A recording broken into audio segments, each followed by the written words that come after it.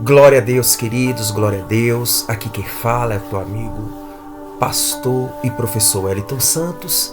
E vamos começar mais um estudo. O estudo é o seguinte: sabedoria diabólica, feminismo. Falamos do comunismo / socialismo e hoje vamos falar do feminismo.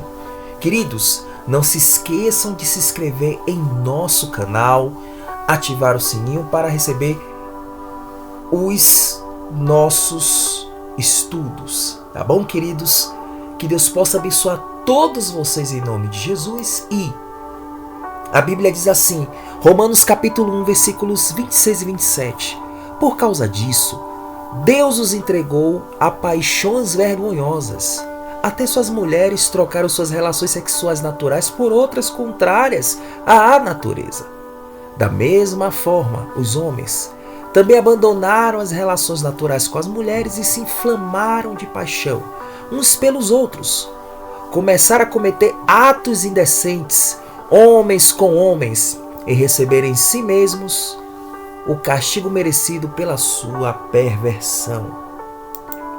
Começamos com esse versículo para dizer o seguinte para você. Eu gostaria de falar para você o seguinte, meu querido. Gostaria de falar para você o seguinte. A pessoa pode ser cristã e feminista? Eu estava vendo um programa onde uma moça ela se dizia cristã e feminista. Bem, ou ela não leu a Bíblia, ou ela não entende as teorias feministas. E eu estou aqui para explicar que o feminismo é uma sabedoria diabólica. Amém? Bom, vamos começar falando o que o feminismo tem em comum com o espírito de Jezabel. O que é que o feminismo ele tem em comum com o espírito de Jezabel? Vamos começar do início. Mary Wollstonecraft, 1759 a 1797, escreveu A Reivindicação dos Direitos da Mulher em 1792, praticamente no boom da Revolução Francesa, que foi em 1789. Em 1791, Olympe de Gouges escreveu a Declaração dos Direitos da Mulher e da Cidadã. Ela foi morta a mando de Robespierre. Ela foi morta a mando de quem? De Robespierre. Aqui é a Olympe de Gouges. E ela foi morta, ela escreveu a Declaração dos Direitos da Mulher e da Cidadã. E ela foi morta a mando de Robespierre. Robespierre e dos jacobinos da Revolução Francesa por criticar os revolucionários ao excluir as mulheres nas pautas. Vale salientar que a primeira autora é inglesa, ou seja, Mary Wollstonecraft, ela é inglesa, e Olympe de Gouges, ela é francesa. Ambas tiveram como influência o iluminismo e os pensamentos da Revolução Francesa. Um dia eu vou fazer aqui um estudo minucioso a respeito da Revolução Francesa. Mas não se esqueçam, queridos, de se inscrever no canal, de repassar para todos os seus contatos os perigos do feminismo. Vamos começar, estamos abordando neste momento o protofeminismo, certo? O protofeminismo só teve espaço de manifestação dentro da igreja, tanto que Mary dedica o prefácio ao bispo de Alton,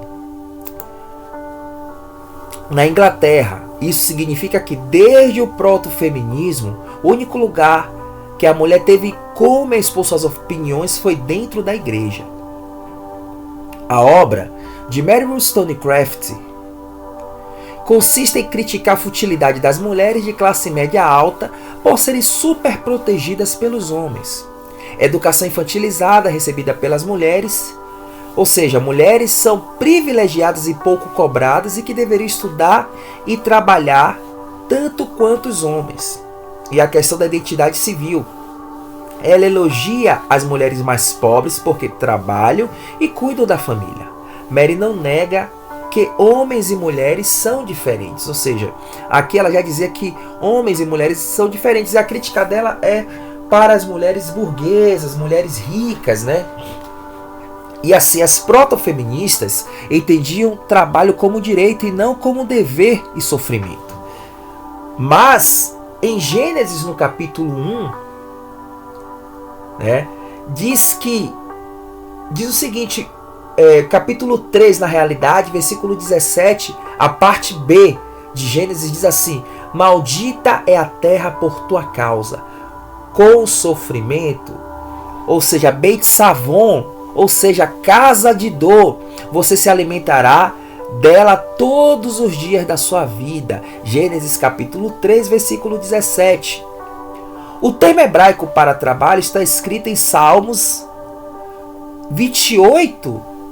128 no caso, versículo 2, né? O termo hebraico é iegia, que significa cansado, exausto. Logo, o trabalho não é um direito, mas um dever do homem. As protofeministas tinham o trabalho como direito e não como dever. Há uma grande diferença entre direito e dever. Ora, há uma grande diferença, queridos, entre o direito e o dever. Vou dar aqui um rápido exemplo do que significa direito e dever, certo? Ora, direito é aquilo, por exemplo, você é um empregado, certo? Você está trabalhando na empresa. Qual é o seu direito? De receber o teu salário, né?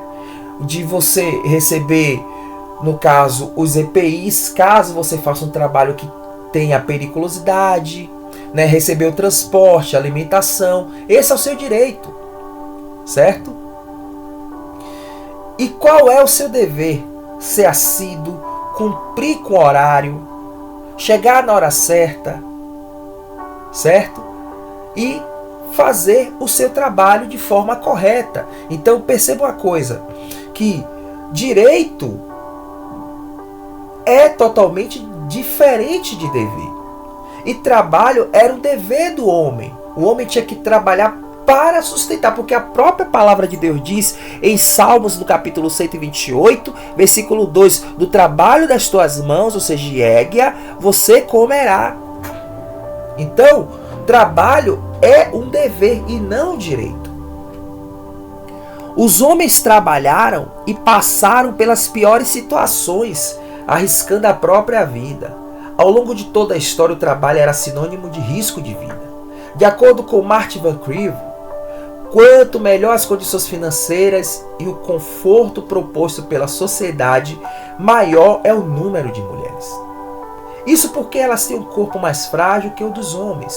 Em suma, a quantidade de mulheres a quantidade de mulheres é diretamente proporcional ao conforto dado pelo trabalho dos homens. E é verdade isso.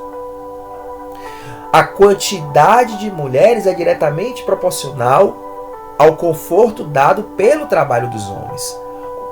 Então, assim, os homens, eles arriscaram sua vida fazendo apartamentos, fazendo cidades, fazendo linhas férreas. Isso aqui no século XVIII. Boom da Revolução Francesa, da Revolução Industrial, né, que foi o final do século XIX.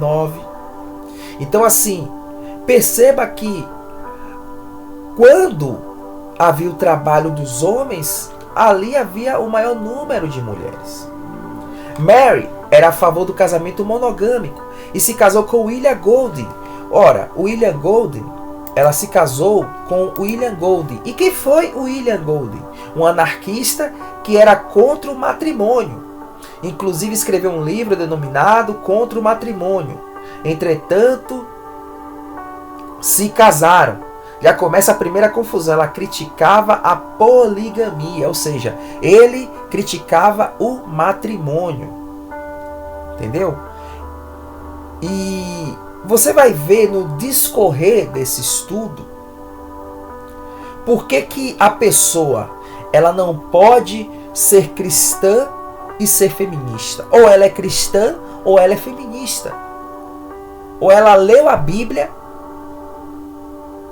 e sabe que as teorias, as ideologias feministas, elas não estão de acordo com a palavra de Deus. A nossa base é a palavra de Deus. Amém? E por que o feminismo é anticristão desde a sua essência? Em primeiro lugar, o feminismo, eu digo o seguinte, que ele começou no Jardim do Éden, quando Satanás ele falou para Eva que se ela comesse do fruto, ela seria igual a Deus. Ó a soberba, cobiça, soberba. E a mulher, as feministas, você vai ver em todas as ondas o que foi que ocorreu. E aí eu vou voltar para a questão da cobiça e da soberba. Amém? Mary afirmava que os homens e mulheres eram diferentes por imposição da sociedade, uma pólvora da ideologia de gênero. Além disso, ela vai propor educação universal. Wollstonecraft pensava: se os homens e mulheres receberem a mesma educação, terão os mesmos interesses. Entretanto, mulheres e homens têm gostos diferentes. Exemplo: mecânica, maior público de homens; maquiagem, maior público de mulheres, entre outras profissões. Mary também afirmava que tudo se resolveria por meio da educação, ou melhor, por meio da razão, ou seja, quanto mais instruída a sociedade, mais virtuosa será. Desacreditava da educação dos pais. Ela dizia que os pais eram incapazes e que todos deveriam ser educados pelo Estado. Uma pergunta: se os pais eram incapazes, quem ensinava no Estado? Quem ensinava no Estado eram os próprios funcionários que eram pais. Entendeu a hipocrisia? Que ela já, desde a essência, ela já vinha sendo anticristã, antifamília. A Bíblia diz assim: ensina o teu filho o caminho que deve andar. Ensina o teu filho o caminho que deve andar.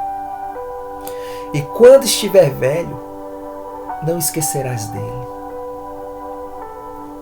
Como é que ela diz que os pais são incapazes? Ela tinha ciência que a educação pública pervertia a mente da criança, mas, mesmo assim, ela defendia porque, longe dos pais, a criança poderia aprender de fato o racionalismo filosófico derivado do iluminismo. Tudo com o objetivo de mudar a estrutura da sociedade. E o que fazem hoje com as nossas crianças? Imagine você, queridos. O que fazem hoje com as nossas crianças?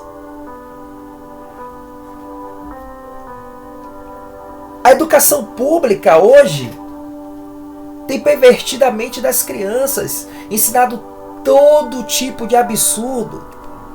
Mas ela disse que eles iriam aprender o racionalismo filosófico. E aí eu coloquei aqui, né, o que é na realidade o racionalismo filosófico e o empirismo. O racionalismo é a fonte de conhecimento dele, é a razão. O empirismo é a experiência sensível. O tipo de conhecimento do racionalismo filosófico é a priori, e o tipo de conhecimento do empirismo é a posteriori. O método do racionalismo é dedutivo e o método do empirismo é indutivo. Lembrando que o dedutivo é do geral para o particular e o indutivo do particular para o geral.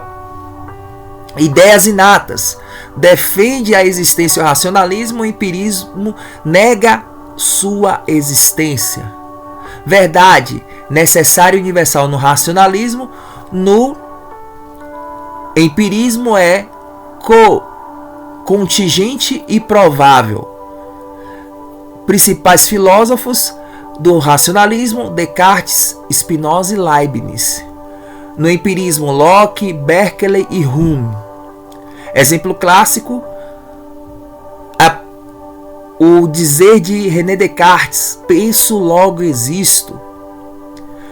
E no empirismo, aqui no racionalismo, no empirismo: nada está no intelecto que não tenha passado pelos sentidos. Isso é a frase do empirismo, certo? Então perceba que existe uma diferença entre o racionalismo e o empirismo. E a Mary Wollstonecraft, essa que está aí, ela dizia que a educação pública pervertia a mente da criança, mas mesmo assim ela defendia porque longe dos pais a criança poderia aprender de fato o racionalismo, derivado do iluminismo. Tudo com o objetivo de mudar a estrutura da sociedade. Tanto Mary quanto Alexandra Kollontai, e aí entra essa dona aqui, Alexandra Kollontai, defendia que as mulheres iriam revolucionar a sociedade dentro de casa, sem trabalhar. Tinha a seguinte convergência: revolução na sociedade. Esse sempre foi o foco do feminismo em todas as ondas, ou seja, em todas as ondas o feminismo sempre foi a questão da revolução na sociedade. Perceba que, deixa eu pegar a Bíblia aqui rapidinho e eu vou ler o que está escrito em Gênesis no capítulo 3. Gênesis capítulo 3. É muito interessante, queridos, você lê sobre o livro de Gênesis. E por que eu digo que o feminismo começou quando Satanás enganou Eva no Éden? Olha o que está escrito. Diz assim, a partir do versículo 1, capítulo 3, versículo 1. Ora, a serpente era o mais astuto de todos os animais selvagens que o Senhor Deus tinha feito. Ele perguntou à mulher: foi isto mesmo que Deus disse? Não comam de nenhum fruto das árvores do jardim. Primeiro que Satanás aqui já mentiu. Deus disse que era para comer todos os frutos, menos a que está no meio do jardim. Respondeu a mulher à serpente: podemos comer do fruto das árvores do jardim. Mas Deus disse: não comam do fruto da árvore que está no meio do jardim, nem toquem nele, nem toquem nele. Do contrário, vocês morrerão.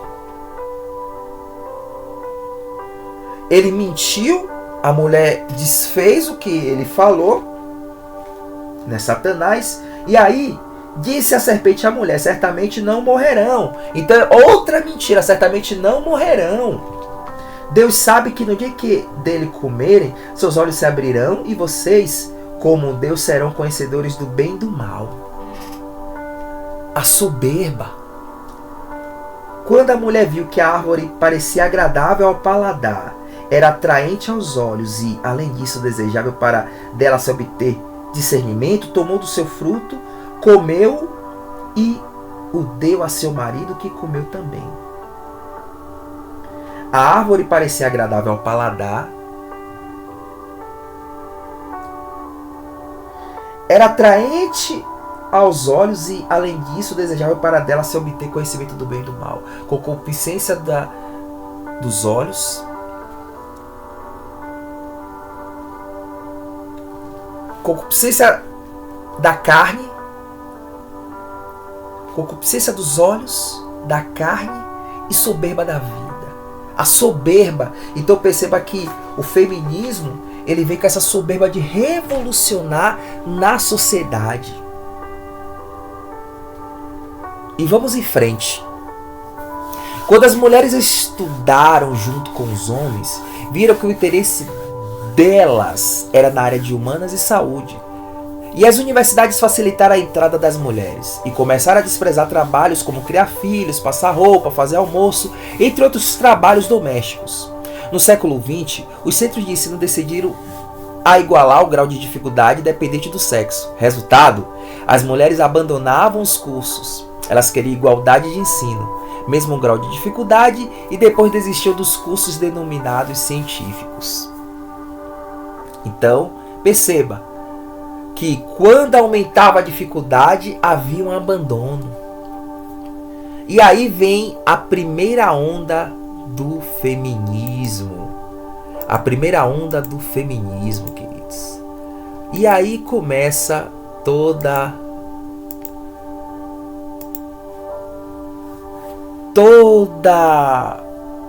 heresia.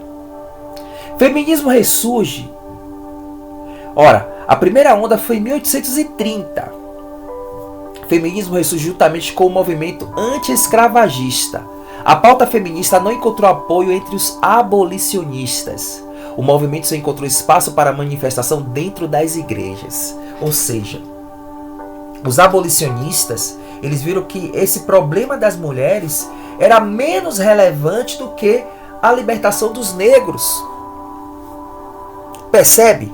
E aí, dentro das igrejas, por isso que eu digo, cuidado, igreja, pastores, você que fica colocando o progressismo dentro das suas igrejas, cuidado. Cuidado. E assim, as mulheres, elas se reuniram em Seneca Falls, uma igreja protestante, em 1848 e reivindicaram o direito ao voto. O voto era familiar e só quem participava diretamente da sociedade por meio da guerra poderia votar. Elas queriam então direito do voto, educação mista, trabalho, direitos conjugais e matrimoniais, maternidade voluntária, raiz do movimento abortista, ou seja, maternidade voluntária, reformas na saúde e reformas na vestimenta. Surgiu o feminismo socialista de Alexandra Kollontai e o feminismo liberal de Elizabeth Stanton, Lucrecia Mott, entre outras. Então, Elizabeth Kollontai, que é essa dona aqui, Elizabeth Stanton e Lucrecia Mott. Mas perceba que essas mulheres, elas entraram com astúcia, como Satanás que enganou Eva, para colocar até a questão do ministério feminino. Amém? Caroline McCulley, ex-feminista, afirmava que além das reivindicações acima mencionadas, tais como o direito ao trabalho, educação, maternidade voluntária, o feminismo deveria destruir conceitos biblicamente definidos por Deus, governo da igreja e ensino bíblico e culto público, além de conceitos como pecado, matrimônio, diferenças entre gêneros, entre outros. Na primeira onda do feminismo já se fala de destruição do conceito de pecado e de Deus. Destruição do conceito de pecado e de Deus. Entendeste? Destruição de conceito de pecado e de Deus. Aqui é a igreja de Seneca Falls, onde começou toda essa onda, né? Essa onda do feminismo. Amém? Então, a primeira onda foi em 1830, né? Em 1848 elas se reuniram na igreja de Seneca Falls, essa igreja, certo? E aí, Elizabeth Stanton afirma: começou com a reforma do casamento, do sufrágio, então migrou para a religião. Stanton desenvolveu suas crenças ateístas quando era jovem. Elizabeth Stanton, ela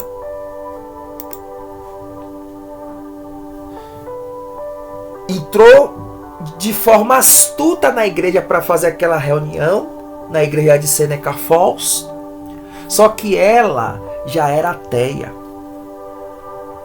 Ela escreveu que as ideias ateístas a tornaram feliz e afirmava que o cristianismo era escurecer a mente dos jovens com superstições tenebrosas.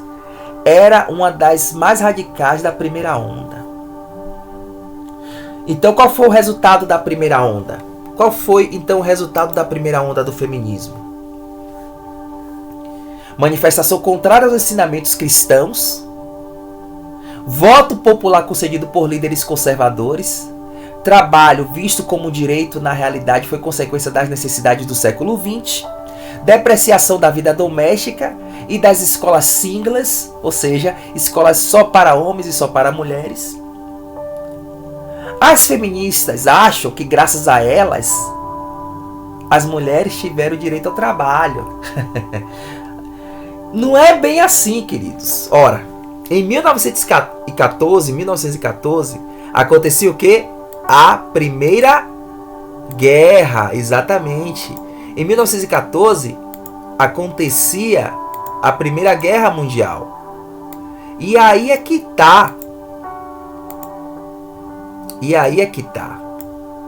Acontecia o quê? A Primeira Guerra.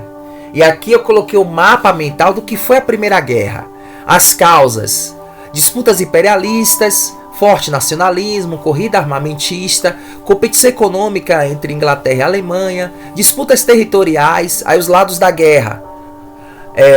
Ou melhor, o estopim do conflito foi o assassinato, né, de Francisco Ferdinando, príncipe herdeiro da Áustria-Hungria, e sua esposa. Fizeram aí a paz armada, ou seja, a corrida armamentista entre as potências europeias antes do início da guerra.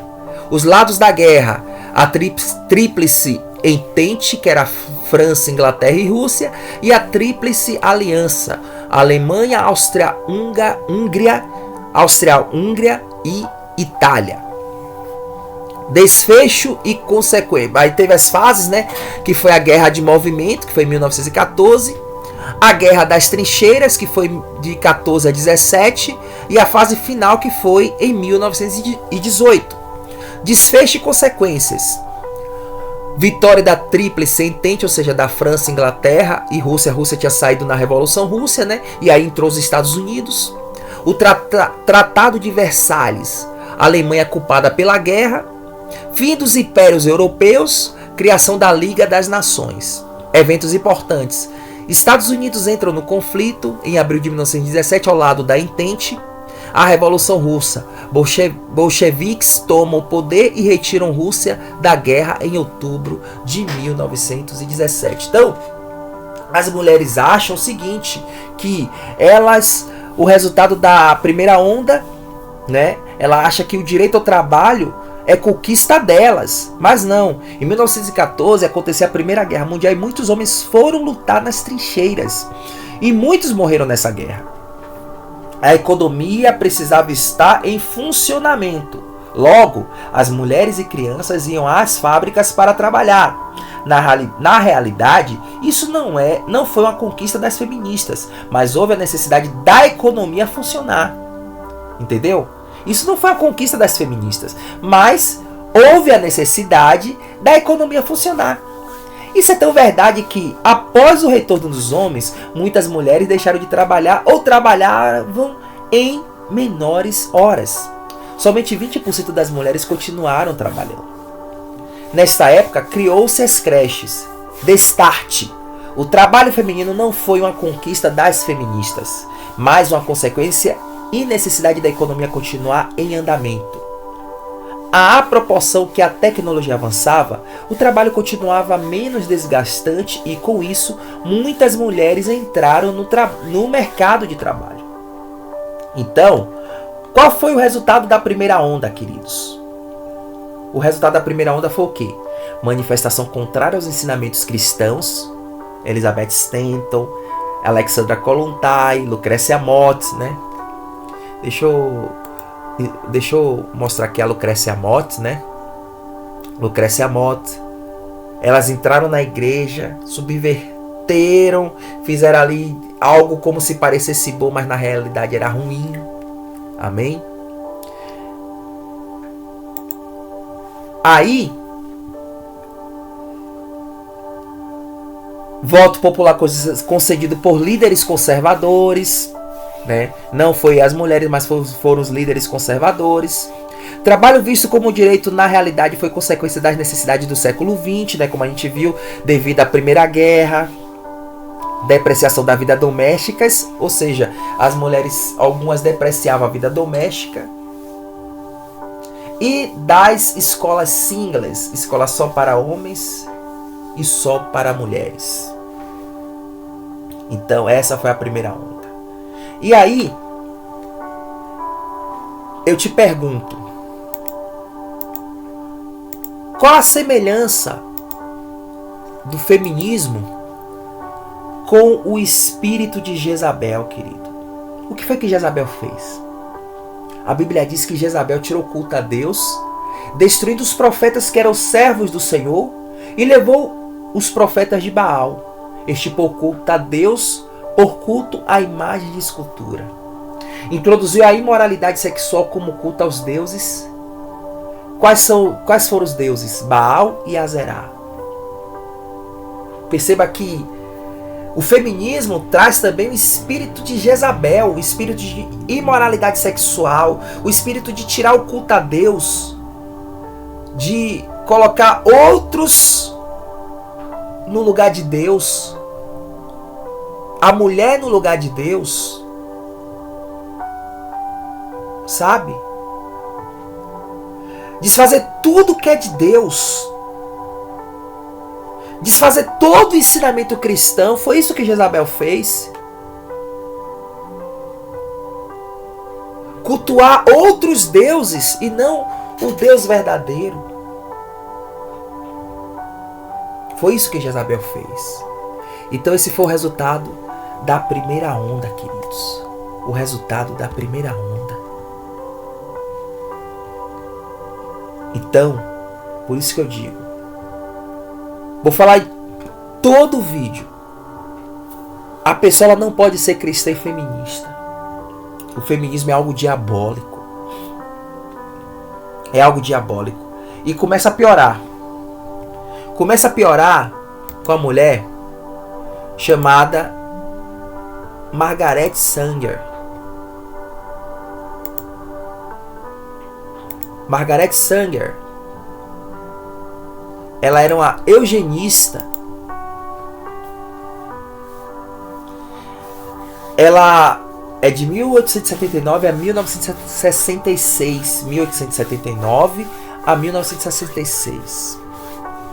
Final do século XIX, morreu no meado do século XX. Enfermeira, sexóloga, escritora e ativista racista. Abandonou o marido e o filho, e os filhos. Além disso, foi a primeira mulher a falar em divórcio. Aborto aberto. Influenciada pelo anarquismo, iluminismo e humanismo, inventou o termo controle de nascimento. Foi contemporânea da primeira onda feminista. Foi a primeira feminista a falar sobre aborto. Sanger defendia a eugenia, teoria que busca produzir a seleção nas coletividades humanas. No seu máximo, seleção natural como uma experiência social, matar deficientes físicos, idosos, negros, que ela considerava os mais desprezíveis, uma raça ruim, e a raça branca como a raça pura. Hitler leu os escritos de Margaret Sanger e isso o inspirou. Perceba que as feministas adoram essa mulher, que hoje está no inferno. Ela era a favor de matar crianças negras de famílias numerosas. Ela criou a primeira clínica abortista em 1916 no Brooklyn, onde a maior parte da população era negra. Já ouviu falar dessa clínica aqui, ó? Planned Parenthood. Planned Parenthood. Isso no passado, queridos, foi palco de eugenia, de limpeza racial, arquitetado por essa mulher aqui, ó, Margaret Sanger, que queria fazer uma limpeza de raça, matar todas as crianças negras. Ela criou a primeira clínica abortista em 1916 no Brooklyn, onde a maior parte da população era negra. Ela influenciava muitas mulheres negras a abortarem, convencendo-as de que mulheres negras tinham liberdade para abortar. Ora, hoje a esquerda brasileira e americana defendem o aborto. Só que, biblicamente, queridos, aborto é sacrifício a Moloque. Quem era o deus Moloque? Era aquele deus que ele ficava com a mão aberta e o peito era de fogo. E ali as pessoas ofereciam as crianças e jogavam no peito dele para ser queimados. Enquanto essa criança era queimada, chorava, existia ali batidas de som de atabaques para que não se ouvisse o grito das crianças. E eu digo uma coisa, queridos. Sacrifício a Moloque. Aborto é sacrifício a Moloque. Olha o que a Bíblia diz em Salmos no capítulo 139. Eu vou voltar depois a Salmos, mas eu gostaria aqui de ler, queridos. Você que é a favor do aborto, você está sendo usado pelo diabo. Você está sendo usado por Satanás. E você que se diz cristão e adota as ideologias de esquerda, as ideologias feministas, você não é cristão coisa nenhuma. Você é um filho do diabo, uma filha do diabo. A Bíblia diz assim, queridos. 139, versículo do 3 ao 17. Salmos 139, versículos do 3 ao 17 diz assim: Tu criaste o meu íntimo do meu ser e me teceste no ventre da minha mãe. Eu te louvo porque me fizeste de modo especial e admirável. Deus nos teceu no ventre da nossa mãe de forma admirável. Tuas obras são maravilhosas. Digo isso com convicção. Meus ossos não estavam escondidos de ti quando em secreto fui formado e entretecido como nas profundezas da terra. Os teus olhos viram meu embrião. Todos os dias determinados para mim foram escritos no teu livro antes de qualquer deles existir. Sabe, Deus olha para cada ventre que está ali, para cada embrião que está ali. E aí quando a pessoa ela diz que aborto, que as mulheres tinham que ser livres para abortar, na realidade ela estava querendo limpar a raça. E é isso que a esquerda brasileira, que as feministas querem. Ter o direito de abortar. Mas aborto, queridos, é sacrifício a Moloque. É sacrifício a Moloque. E olha, eu vou dizer uma coisa. A Margaret Sanger, ela recebeu subsídios da Fundação Ford, da Fundação Rockefeller, entre outros.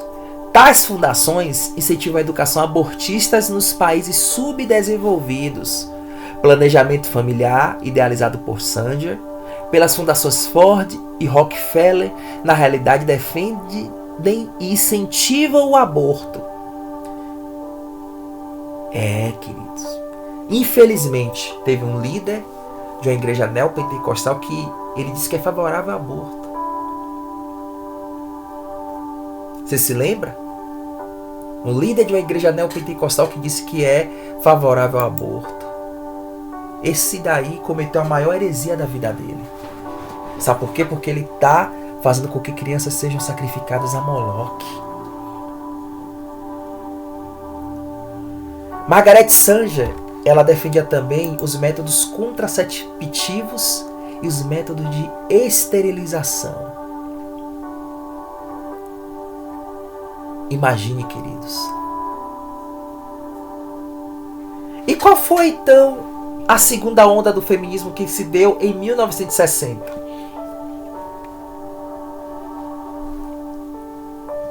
Já entra essa questão da liberdade sexual, do aborto, certo? E olha, Quando você vê esse Planned Parenthood, clínica de aborto, isso é pecado. Isso é errado. Isso é errado. Isso é pecado. Aborto é pecado. Mulheres, não entre nessa barca furada. Não entre. Não abortem. Porque você vai se arrepender o resto da sua vida. Amém?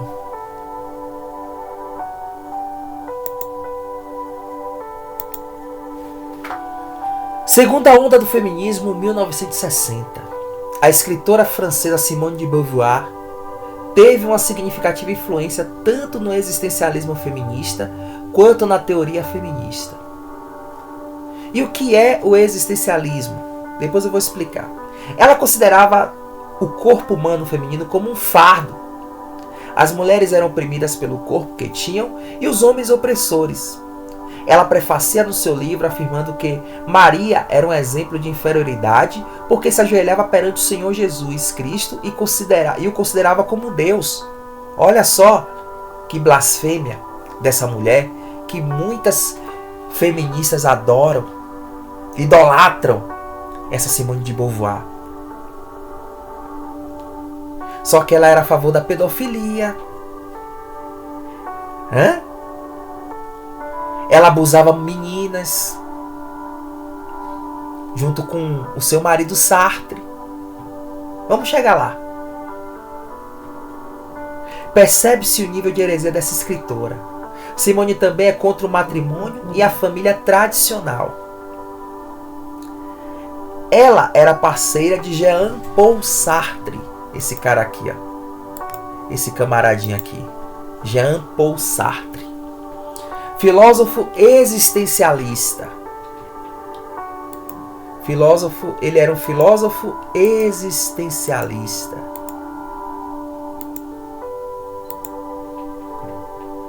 E o que é o existencialismo? O existencialismo diz que o homem é livre e responsável por suas escolhas. A existência precede a essência. Angústia e condição humana. Angústia, percepção da própria liberdade e responsabilidade. Desespero, ausência de controle sobre fatores externos. Perceba, queridos. E aí, ele diz o seguinte no existencialismo, que liberdade, o homem tem total liberdade de escolha. A liberdade traz responsabilidade, não há destino ou essência pré-determinada.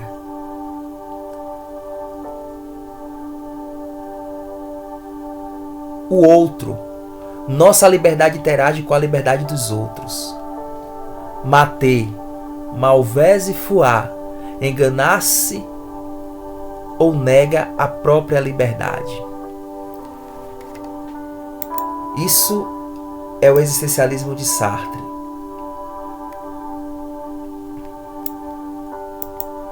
Relação com os outros. O outro, nossa liberdade interage com liberdade dos outros. Pode gerar conflito ou solidariedade. Sartre, o inferno são os outros. Implicações éticas e sociais, responsabilidade individual sobre o mundo e suas ações. Crítica à moral tradicional e determinismos sociais. Perceba que moral tradicional, na realidade, aqui é crítica contra a moral cristã. Ele diz que Deus não existe e que o homem se autoexiste. Ele diz que o homem é fruto do existencialismo, ou seja, o fruto da evolução. E a Bíblia diz que Deus criou homem e mulher os criou. Então perceba esse camarada. O existencialismo é algo filosófico diabólico. O existencialismo, ele diz que o conceito central, o homem é livre e responsável por suas escolhas. O homem tem o direito de escolher, pode fazer o que quiser. A existência precede a essência. Entenda, queridos, que o homem como fruto da evolução. Isso foi esse camarada Jean-Paul Sartre falou. O casal defendia a pedofilia, ou seja, quem defendia a pedofilia? Simone de Beauvoir, Simone de Beauvoir e o seu maridinho, Jean-Paul Sartre. Eles defendiam a pedofilia. Viviam em um relacionamento aberto, ou seja, promíscuo. E relacionamento aberto é algo diabólico também, porque a Bíblia diz que os dois se tornam um. A mulher não pode trair o homem, nem o homem trair a mulher. Ah, mas com consentimento é errado, é diabólico, isso é adultério. Eu fico observando, tem programas aí que passam na Discovery, que colocam, porque a gente tem relacionamento aberto e nós somos felizes. Não são felizes. Não são felizes. A pessoa que tem relacionamento aberto, ela nunca é feliz e nunca vai ser feliz. Amém? Nunca vai ser feliz. Nunca vai ser feliz. Nunca vai ser feliz. A pessoa que tem relacionamento aberto nunca vai ser feliz. Nunca vai ser feliz.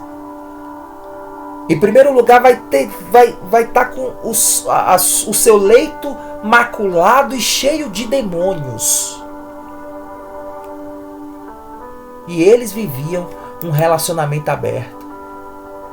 Um relacionamento aberto. Se o teu casamento não tiver Deus no centro, vai ser uma destruição. Primeiro que eles nem acreditavam em Deus. Vamos em frente. Eles não se casaram alegando que cederiam à pressão da sociedade. Seduziam adolescentes. Uma das jovens aliciadas pelo casal Beauvoir e Sartre cometeram suicídio. Eles agiam da seguinte forma. Ambos eram professores de mais de 20 meninas. Na sua maioria judias. Elas foram abusadas pelo casal Sartre, que era desprovido de beleza. Sartre era desprovido de beleza. Mandava Simone conquistar as adolescentes que eram tuteladas por eles e ambos se aliciavam. Olha que absurdo. Uma dessas meninas, por influência deles, cometeram 4 abortos e 2 cometeram suicídio. São essas pessoas que as feministas adoram. Mulheres que não têm caráter, que é contra Deus, que é contra a família. E eu te pergunto, são essas que as feministas, as ideologias feministas. E o que resume a segunda onda do feminismo? Então o que resume, pastor Wellington, a segunda onda do feminismo? Em que resume a segunda onda do feminismo? A segunda onda, que foi de 1960 a 1980, diz assim aqui, ó: emancipação sexual e reprodutiva e igualdade laboral, né? A primeira onda é emancipação política e sufrágio. Tudo mentira. Eu coloquei aqui como, né? É o que eles colocam, né? É o que eles colocam. Na primeira onda, queridos, na primeira onda, a primeira onda foi o quê? A primeira onda foi a manifestação contrária aos ensinamentos cristãos, voto popular concedido por líderes conservadores. Olha, trabalho visto como direito, na realidade foi consequência das necessidades do século XX, depreciação da vida doméstica e das escolas singles, escola só para homens e só para mulheres. Isso é a primeira onda, que foi de 1848, ou seja, do século XIX, a 1960. E Margaret Sanger, ela foi, né, contemporânea da primeira onda. A Margaret Sanger, ela era o quê? Margaret Sanger, ela era eugenista. Lembre disso, tá? Ela era eugenista, Margaret Sanger. Ela era eugenista. Ok? E aí, a segunda onda, Ela era eugenista e criou uma das maiores clínicas de aborto, que teve apoio da Fundação Ford e da Fundação Rockefeller, certo? E aí a segunda onda foi influência da Simone de Beauvoir, que todo mundo adora ela como a deusa. Mas qual foi o resultado dessa segunda onda? Qual foi o resultado dessa segunda onda? O resultado da segunda onda, queridos, olha o que eles dizem aqui: emancipação sexual e reprodutiva e igualdade laboral. Vamos ver o que foi que aconteceu de fato. A segunda onda do feminismo resume a defesa do aborto. A defesa do aborto é o que? Sacrifício de crianças a Moloque. Moloque. Sacrifício de crianças a Moloque. Isso é aborto. Não é emancipação sexual e reprodutiva. Isso é o que eles querem que você ache. Eu coloquei isso aqui de propósito. É isso que eles querem que você ache. A segunda onda do feminismo resume a defesa do aborto, sacrifício de crianças a Moloque, desvalorização e repúdio do casamento, feminilização do homem e masculinização da mulher, acabar com a distinção dos sexos, defesa do divórcio e rejeição a Deus. Queridos, a ideologia feminista em nada é bíblico. A ideologia feminista em nada é bíblico. É uma sabedoria diabólica. A ideologia feminista é uma sabedoria diabólica, queridos. Em nada é bíblico. E aí a pergunta: a pessoa pode ser cristã e feminista? Vocês viram aí as teorias. Primeira onda, o sufrágio, manifestação dos ensinamentos contra os ensinamentos cristãos, direito a voto dado pelos conservadores, trabalho como direito devido às necessidades, a gente viu do século XX, porque houve a Primeira Guerra, muitos homens tiveram que ir para a guerra, as mulheres tiveram que assumir por causa da economia. Mas elas acham que foram elas que conquistaram. A segunda onda, a defesa do aborto, que é sacrifício de crianças a Moloque, desvalorização e repúdio do casamento. Casamento é algo de Deus, querido. Deus criou o casamento lá no Éden, quando ele disse que não é bom que o homem esteja só, mas que faria uma mulher uma auxiliadora igual a ele. Feminilização do homem, masculinização da mulher. O homem hoje meio feminado e a mulher masculinizada. Acaba com a distinção dos sexos. Deus criou homem e mulher, queridos. Está lá em Gênesis 1, versículo 26 e 27. Macho e fêmea os criou. Querem acabar com essa distinção. Defesa do divórcio e rejeição a Deus. A ideologia feminista é antibíblica. Por isso que eu digo, a pessoa ela não pode ser cristã e feminista, queridos. Ela não pode ser cristã e ser feminista. Amém? E aí eles colocam isso aqui, ó. A segunda onda foi isso. Foi isso. Tudo mentira. Eu coloquei aí como para desfazer essa mentira. Certo? Vamos em frente. Vamos em frente. E aí tem a terceira onda do feminismo. Se deu nas décadas de 70 e 80. De acordo com a feminista Lucy Irigaray, né? Lucy Irigaray, que é essa mulher aqui, ó. Perceba que as mulheres parecem homem, né? São feias, né? Parecem homem essas feministas, né? Elas querem ficar ficar igual a homem, né? A mulher não tem sexo.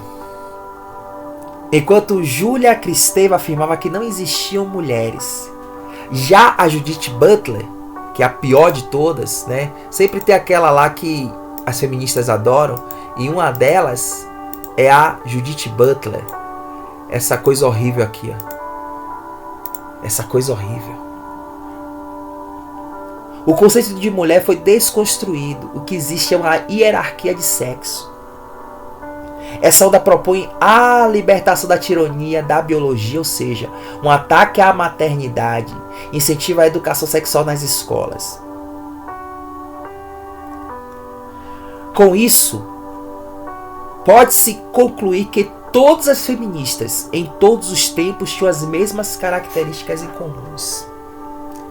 Todas elas tinham as mesmas características em comum. E quais são as características? Então a terceira onda, diversidade sexual e de gênero, feminismo, né? Na realidade, a terceira onda, o conceito de mulher desconstruído, libertação da tirania da biologia, ou seja, não existe nem homem nem mulher. E aí você vê ideologia de gênero, ilha, essas coisas, né? Absurda, diabólica, né? Olha o que está escrito em Gênesis, queridos. Vamos ler Gênesis. Eu gosto de ler Gênesis porque Deus disse assim, ó, que macho e fêmea criou, homem e mulher criou. Então, o casamento também foi algo de Deus. É algo de Deus. Diz assim, ó, Gênesis capítulo 1, versículo 27. Criou Deus o homem à sua imagem, a imagem de Deus o criou. Homem e mulher os criou. Pronto, homem e mulher os criou. Ou seja, há distinção entre o sexo masculino e o sexo feminino, sim, entre homem e mulher. E a própria biologia fala a respeito. Ora, XX, o gene XX é o gene para as mulheres. Gene XY para homens. Certo? Então, essa mulher aqui, ó, que disse que o conceito de mulher foi desconstruído, né? Libertação da tirania da biologia, ataque à maternidade e incentiva a educação sexual nas escolas, diversidade sexual. Isso é diabólico, queridos. Isso é diabólico. Essa Judith Butler, ela ainda é viva, é idolatrada pelas feministas, mas ela é uma endemoniada. E qual a semelhança entre elas? O que há em comum entre elas? Ora, o que há em comum entre elas? Uma família desestruturada. Viveram relacionamentos doentios com homens, não sabendo o que de fato é o homem honrado. Utilizavam a igreja, como na primeira e na segunda onda, para propagação das suas ideologias, ou repudiavam-na completamente, como na terceira onda. Também não se pode denominar feminista e ao mesmo tempo cristã. Por quê? Perceba que muitas usaram a igreja, inclusive até a Margaret Sanger, que era eugenista. Sabe o que é eugenista? Ou seja, a raça negra é a pior de todas, vamos eliminar. Vamos, sabe, Hitler leu os escritos dela e aí ele foi inspiração para matar os judeus, queridos. A Margaret Sanger, essa mulher aqui, ó, diabólica.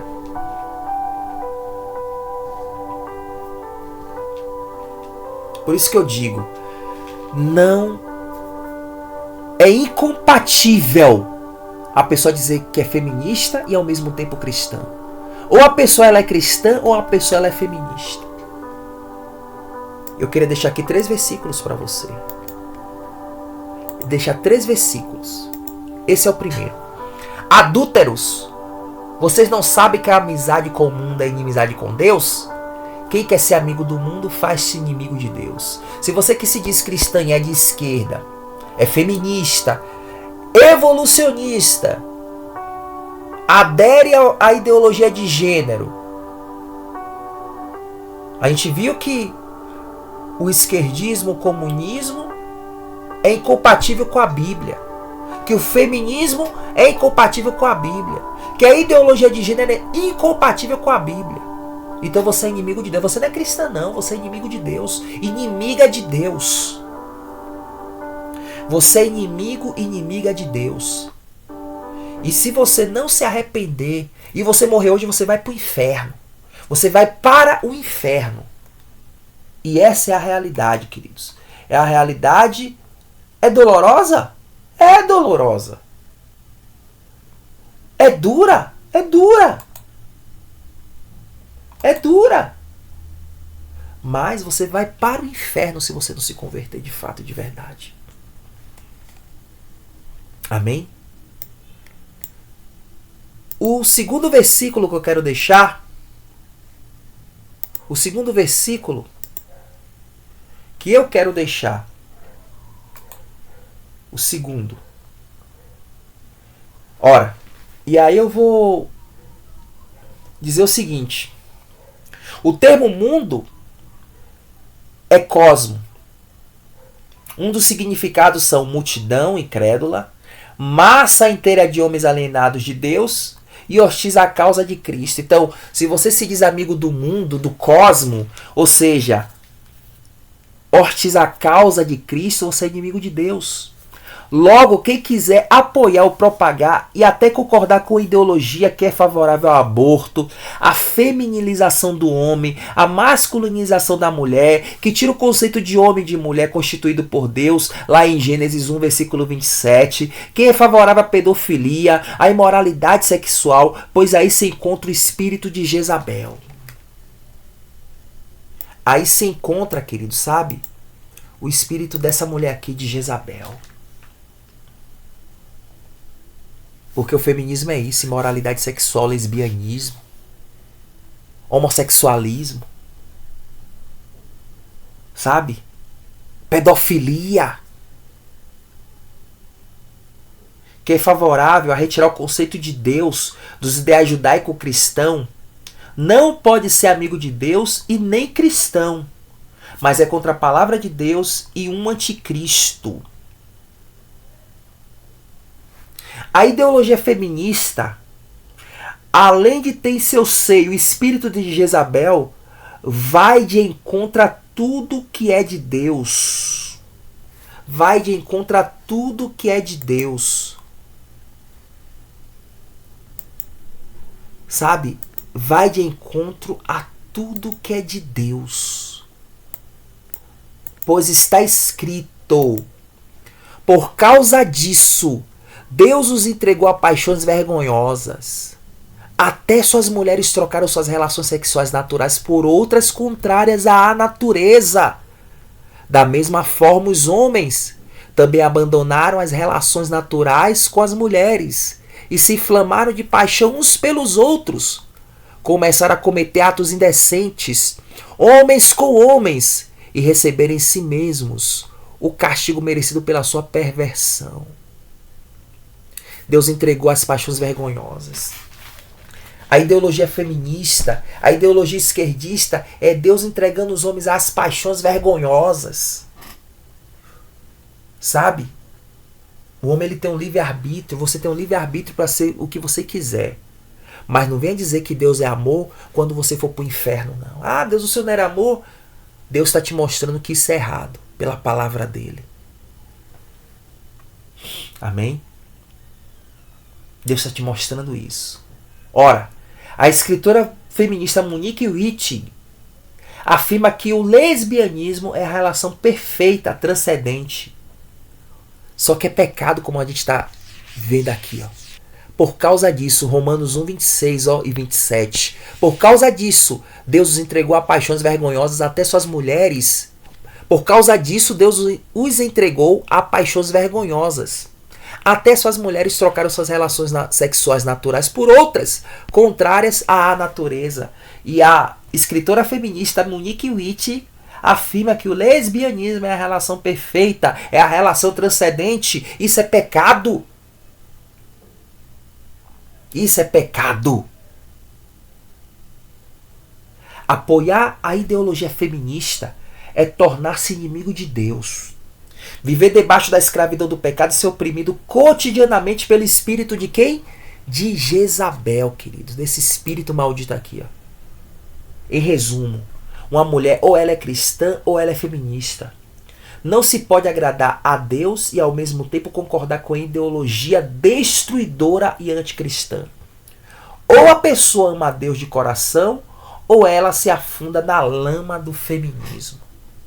E eu queria deixar aqui o último versículo a respeito do aborto.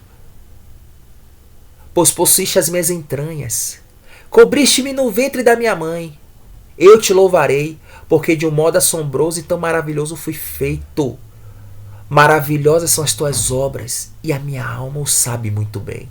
Os meus ossos não te foram encobertos, quando no oculto fui feito e entretecido nas profundezas da terra. Os teus olhos viram meu corpo, ainda informe, e no teu livro todas estas coisas foram escritas, as quais em continuação foram formadas, quando nem ainda uma delas havia. E quão preciosos me são, ó Deus, os teus pensamentos. Quão grandes são as somas deles.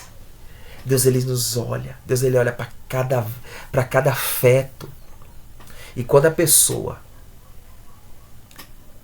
ela pensa em abortar porque a ideologia feminista é uma ideologia assassina. É uma ideologia assassina. É uma ideologia que faz sacrifícios a Moloque. Olha o que o salmista fala, que coisa mais linda. Lê o Salmo 139, do 13 ao 17, queridos. O versículo 15 diz assim: os meus ossos não te foram encobertos quando no oculto fui feito e entretecido nas profundezas da terra. O versículo 16 diz assim: os teus olhos viram o meu corpo ainda informe, sabe? Ainda quando estava se formando, estava na fecundação.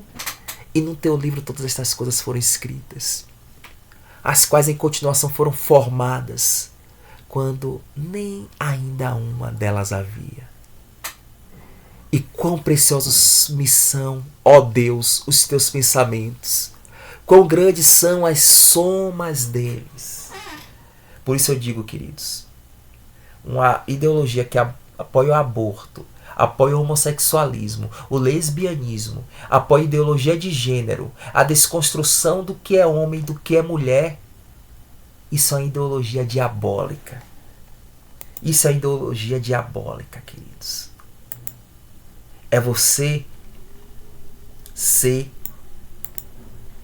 inimigo de Deus. Para finalizar, adúlteros. Vocês não sabem que a amizade com o mundo é inimizade com Deus?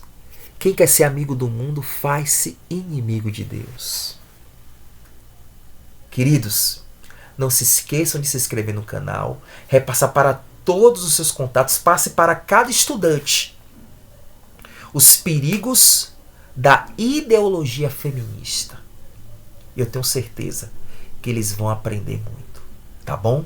Que Deus abençoe. E olha, não se esqueçam de se inscrever no canal, de ativar o sininho. Tá bom, queridos? Que Deus abençoe a todos vocês em nome